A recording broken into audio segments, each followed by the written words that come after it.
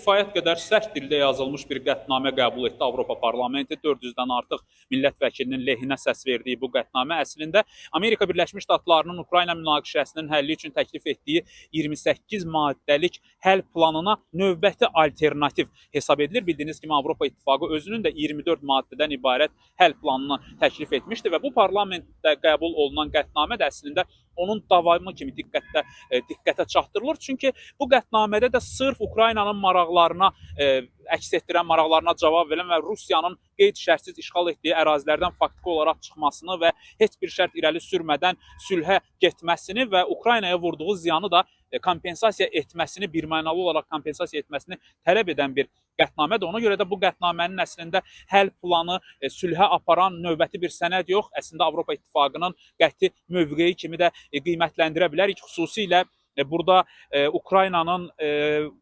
Ukraynaya vurulan maddi ziyanın Rusiya tərəfindən birmənalı şəkildə ödənilməsi maddəsi, bundan başqa Avropa İttifaqının Rusiyaya güzəştə gedilə biləcək əraziləri heç bir zaman Rusiyanın ərazisi kimi tanımayacağı ilə bağlı qəti fikirlərin yer alması, Rusiya tərəfdən Ukraynada hərbi cinayətlər törətmiş şəxslərin məsuliyyətə cəlb edilməsi kimi maddələrin yer alması göstərir ki, bu əslində həll planı və yaxud da Rusiya ilə Ukrayna arasında sülhün əldə edilməsi üçün nəzərdə tutulmuş bir qətnamə yox, sırf Avropa İttifaqının mövqeyini və mənafeyini əks etdirən, qəti mövqeyini əks etdirən bir qətnamədir. Elzar, bütün bu sadaladıqlarından sonra deyə bilərikmi ki, Avropa müharibəyə hazırlaşır?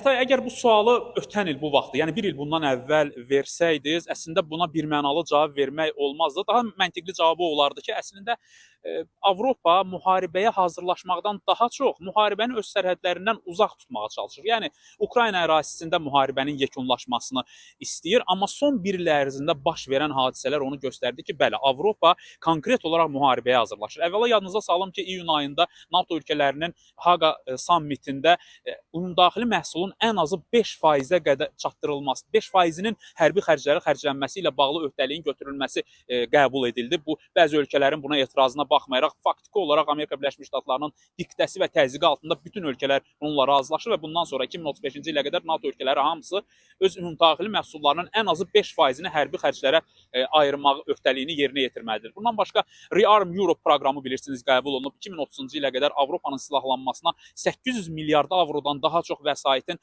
qoyulması nəzərdə tutulur. Lokal proqramlar həyata keçirildi son aylarda. Finlandiya ilə Rusiya arasında sədd çəkilir, 4,5 metr hündürlüyündə kameralarla, sensorlarla təchiz olunmuş bir sədddən söhbət gedir və yaxud da dron divarı layihəsini əgər nəzərə alsaq, bəli, konkret olaraq demək olar ki, Avropa bu münaqişənin sülh yolu ilə həllini görmür əslində yaxın perspektivdə və yaxud da görürsə də müharibənin, yəni Rusiya ilə Avropa müharibəsinin qaçılmazlığını dərk edir. Ona görə bəli, aydın şəkildə görülür ki, Avropa Rusiya ilə müharibəyə hazırlaşır.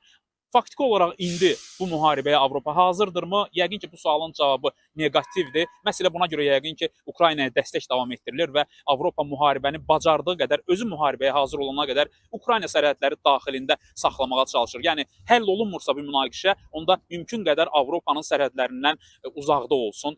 Hər halda məntiq bundan ibarətdir.